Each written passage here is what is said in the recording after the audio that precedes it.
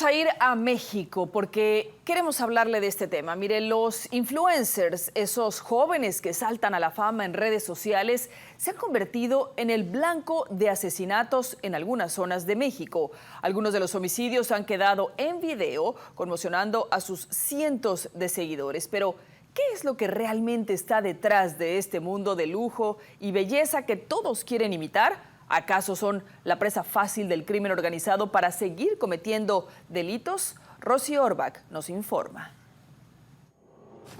En los últimos meses, México ha vivido dos casos que conmocionan por su violencia directa, su visibilidad pública a través de redes sociales y el contexto en el que jóvenes influencers han perdido la vida. Estos sucesos dejan muchas preguntas, sobre todo, ¿qué lleva a que personas relativamente jóvenes con fama en redes se expongan a riesgos tan grandes? ¿Qué papel juega el crimen organizado, el deseo de lujo, la legitimación social?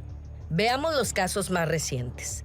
Miguel de la Mora, Mickey Hare, 28 años, estilista en Polanco, en Ciudad de México. Fue asesinado la noche del 29 de septiembre del 2025 frente a su salón en la exclusiva zona de Polanco. Según autoridades en la Ciudad de México, el ataque fue directo. No pareció un robo común. Tenía presencia destacada en redes sociales y miles de seguidores. Contaba con salones de belleza tanto en la Ciudad de México como en Guadalajara, Jalisco. Un estilo de vida de lujo. Clientes famosos. Las investigaciones señalan que se reportaron amenazas previas. Había presentado denuncias legales contra un ex colaborador al que acusaba de incumplimiento en trabajos, fraude y amenazas. En el caso de Valeria Márquez, 23 años, influencer de belleza en Guadalajara, fue asesinada el 13 de mayo del 2025 mientras realizaba una transmisión en vivo por TikTok desde su negocio. Tenía también miles de seguidores. Sus contenidos giraban en torno a la belleza, el maquillaje y estilo de vida. El ataque ocurrió sin mediación mientras transmitía y quedó registrado en vivo. Las autoridades lo investigan como posible feminicidio. Sin embargo, la investigación no ha concluido. Para detectives de ambos casos, existe un vínculo entre lujo, fama y crimen organizado. Desafortunadamente, estos asesinatos no son aislados, sino indicativos de una tendencia preocupante, resaltando algunos factores que parecen repetirse. La exposición pública elevada, seguir un estilo de vida ostentoso, mostrar viajes, bienes, lujos, se han vuelto parte del contenido aspiracional. Esto no solo atrae admiradores, quienes pueden traducirse en ingresos, sino también puede atraer la atención de actores con intereses turbios. Relaciones ambiguas. Hay rumores o indicios de amistades, vínculos sociales o incluso románticos con personas que podrían tener conexiones con grupos delictivos. En el caso de Miguel de la Mora, se menciona su amistad pública con un influencer que es nieta de un capo llamado Juan José Esparragosa, alias El Azul. Los grupos delictivos ofrecen una identidad, una sensación de protección y una comunidad que puede reemplazar la falta de un entorno familiar estable o de apoyo. Atracción por el estilo de vida y la adrenalina, sin olvidar que los factores que impulsan a los jóvenes al crimen organizado son la pobreza, la falta de educación y la falta de oportunidades en su entorno. Ante estas fatalidades, es importante reflexionar. ¿Cuántas muertes seguirán si continúan imitando el mismo estilo de vida? Visión Latina, Rosy Orbach. Cabe agregar que en el más reciente asesinato de uno de estos jóvenes, Miguel de la Mora, el estilista, fue encontrado después de la escena del crimen un recibo de una transferencia por 1.700.000 pesos, lo cual pues es una cantidad bastante grande para un joven de 28 años. Todo eso está ya en la carpeta de investigación. Pero mire, para hablar más de por qué los jóvenes influencers se involucran con el crimen organizado en México, hoy hemos invitado a Víctor Hernández, quien es analista político. Víctor, buenas noches, bienvenido y gracias por acompañarnos en Punto de Visión. ¿Qué tal? Muy buenas noches. Gracias por la invitación. Al contrario, Víctor, gracias por tu tiempo como siempre. Lo primero que te quiero preguntar es ¿cómo influye la cultura del narcotráfico y la llamada narcocultura digital en la percepción de éxito y estatus entre los jóvenes en redes sociales? México es un país asolado por la pobreza y en ese sentido el presentar una ruta rápida y próspera para vivir en el ámbito criminal, desde el sicariato o incluso siendo como alguien que gravita a ese mundo, quizás los cantantes que de pronto son contratados para componer narcocorridos, pues son una imagen atractiva en un país que está plagado de carencias. En México, 1 de cada 2 habitantes del país, de acuerdo con Coneval, viven por debajo de la línea de pobreza. Adicionalmente, la demografía favorita para los cárteles para reclutar son adultos menores a 35 años, muy en particular varones. Y en ese tenor, pues bueno, dado que no somos un país que pueda ofrecerle a los estudiantes ni lugares en las universidades, ni sueldos dignos, en México se suele vivir, el salario medio es de alrededor de 16,000 pesos, que estamos hablando de $800 al mes, y eso habría que restarle incluso impuestos. Pues francamente no alcanza, no permite una vida cómoda, y esa es la avenida de reclutamiento que utilizan no solo los cárteles, también las fuerzas del Estado. La policía, el ejército también depredan esa misma demografía, menores de 35 años, en el afán de decirles que ahí también hay una alternativa para sus vidas. ¿Crees entonces que esta imagen de mucho lujo es utilizada por el crimen organizado también para atraer a más jóvenes y decir, ustedes pueden llegar a este nivel de vida? ¿O cómo opera esta relación? Es decir, ¿cómo los narcotraficantes utilizan a estos influencers?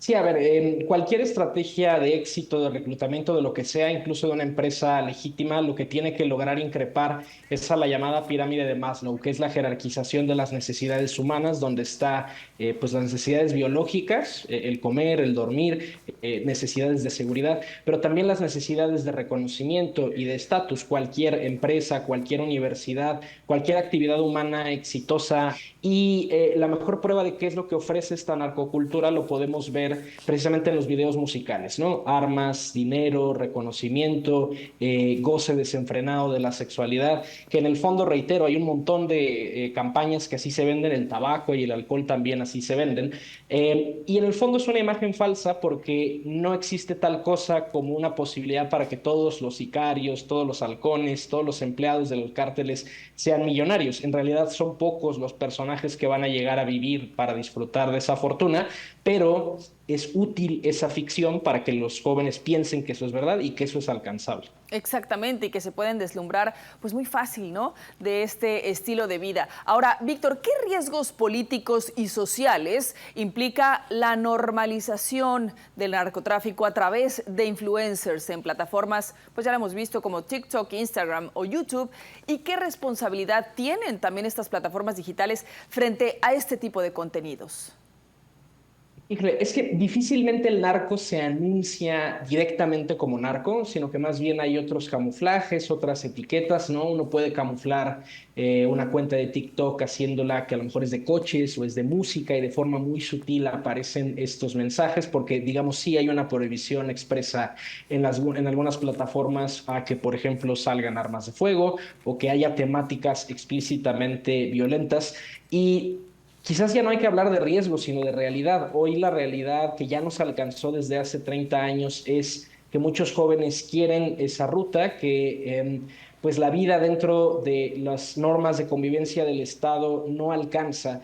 Y tampoco es que los cárteles ofrezcan demasiado. El sueldo promedio para un sicario en México, quizás un ex policía o un ex militar, que serían los perfiles más codiciados, debe andar rondando los 30,000 pesos, es decir, estamos hablando de quizás unos $1,600 al mes, pero reitero, tampoco es una cosa estrafalaria, pero en un país de pobreza, en un país donde la gente vive muchas veces con el salario mínimo o menos, pues es una población mucho más vulnerable, y sí, es una avenida y es una ruta. Hay un paper, hay un estimado por ahí que publicó la DEA hace un par de años, de que se estima que en México los cárteles tienen entre 300 y 500 mil empleados. Eso es mucho más grande que cualquier otro consorcio empresarial, y además el reclutamiento es muy rápido. O sea, los cárteles deben estar reclutando entre 300 y 500 personas todas las semanas, algo mucho más grande que lo que recluta el ejército o lo que recluta la policía o lo que recluta incluso una empresa normal. Esa es la gran resiliencia de estas organizaciones criminales, su capacidad de reclutamiento. Wow. Es bastante gente, por supuesto. Ahora, Víctor, hablando de estos dos casos específicos, de estos dos jóvenes mexicanos que lamentablemente han sido asesinados este año y que coincide que ambos tenían salones de belleza muy lujosos a una muy corta edad. ¿A qué crees que obedece esto? ¿Necesariamente ellos estaban involucrados en el crimen organizado o simplemente fueron un vehículo para otros propósitos? A ver, la verdad es que muchos de estos casos no se resuelven y mucho queda en la especulación, pero a ver, hay dos formatos en los que puede una persona acabar siendo reclutada. Uno es por invitación, digamos que voluntariamente se le ofrezca algún incentivo, pero también hay ocasiones donde hay coerción. Eso lo cuentan, por ejemplo, supermodelos o lo platican cantantes que de pronto se acercan con ellos y les dicen, oye, se te encarga componer tal corrido, si le entras es tanto dinero, si no, te vamos a rafaguear en tu próximo concierto. Entonces siempre hay esa posibilidad o ese margen de dudas sobre si hay coerción o si hay plena voluntad respecto de las personas para participar en esta actividad, y la realidad es que no podría decirlo sin los resultados forenses, pero tiene toda la pinta de que hay algo de involucramiento criminal en esto. Ahora, ¿qué tan difícil es para el Estado regular o sancionar este tipo de vínculos entre figuras públicas digitales y el crimen organizado? Es muy difícil porque los criminales han empezado a desarrollar estrategias de lavado de dinero propias de las redes sociales. Ejemplo, a lo mejor introducen redes de bots o artificialmente inflan el tráfico hacia un influencer o las descargas de una canción para que ese influencer cobre más dinero, digamos, reciba más pago por la publicidad o por los patrocinios, y ya ese dinero, digamos, como no hay nada que levante las sospechas, pues pareciera, están las métricas, están los views que pueden amparar el por qué se está haciendo ese pago, pues ese dinero no levanta las alertas de la inteligencia financiera. También hay movimiento de dinero, por ejemplo, cuando se manda a componer un corrido o se manda hacer algún video en favor de un grupo criminal, pero nada de eso está bancarizado. Normalmente son pagos en efectivo o pagos que se pueden hacer a través de otros negocios, no sé, una peluquería, esta clase de cosas. Pues al final uno bien podría decirle a la autoridad fiscal, tuve 100 cortes de pelo o tuve 10,000. Al final, pues, eso lo fiscaliza la autoridad fiscal, ¿no? No nos van a pedir la cantidad de pelo que se cortó ese mes. Entonces, es muy vulnerable la inteligencia financiera. Y eso es algo transversal en México y Estados Unidos. A diferencia de Europa, somos países que todavía usamos mucho efectivo en nuestra vida diaria y eso hace difícil la trazabilidad. Claro, porque no se puede contabilizar. Ahora, por último, Víctor, ¿crees que esta tendencia va a continuar a pesar de estos casos tan trágicos que podrían ser una advertencia para que pues, no se metan más jóvenes en este tipo de actividades? Ah, sí, 100%. A ver, casos como estos hemos tenido por décadas, ¿no? El asesinato de Paco Stanley, digamos, hay un montón de casos, incluso de la farándula propiamente dicha, del mundo artístico mexicano, que han sido asesinados en contextos donde se puede conjeturar que hay algo al menos de narcóticos en particular, de por medio, y eso no ha desincentivado a nadie. Al revés, pareciera que esa es la carrera, ¿no? Que justo la meta es construir una red social o una reputación lo suficientemente notable como para que alguien del mundo criminal pueda convertirse en tu patrocinador. Y el mundo criminal está patrocinando no solo estas cosas. Por ejemplo, ya hay reportes de que los grupos criminales dan becas a estudiantes de química, de farmacología, para que cuando se gradúen empiecen a trabajar para los cárteles, en particular en la producción de fentanilo. Y son las mismas lógicas que tiene el Estado, ¿no? A ver por qué el gobierno da becas universitarias para los veteranos. Pues un poco la lógica es la misma, es narrar un intercambio donde lo que está de por medio es eso, arriesgar tu vida y dedicarte a la profesión de la violencia. Por eso hay que tener mucho cuidado. Las narrativas y los incentivos que están usando son los mismos y lentamente los cárteles se están convirtiendo en un protoestado, en una suerte de estado en su infancia, pero que está dando pasos seguros en la dirección que está tomando. Claro, y como mencionas, pues hasta de empleadores. Desafortunadamente, pues son trabajos que no duran mucho tiempo y ya vimos por qué. Muy interesante tu punto de vista, Víctor Hernández, analista político. Muchas gracias por acompañarnos en Punto de Visión. Gracias, muy buenas noches. Buenas noches.